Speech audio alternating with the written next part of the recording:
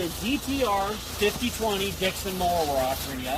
It's got the manual adjust deck right here, mid-mount, hydrostat. The engine has been replaced on this one. They replaced it with a like for like. It had a 20 horse on it.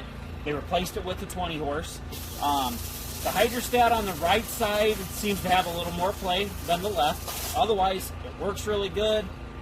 Deck cuts real nice, as you've seen in the video, guys.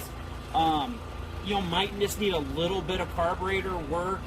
Just has a little bit of a miss here and there, but other than that, really good mower, ready to go to work for you.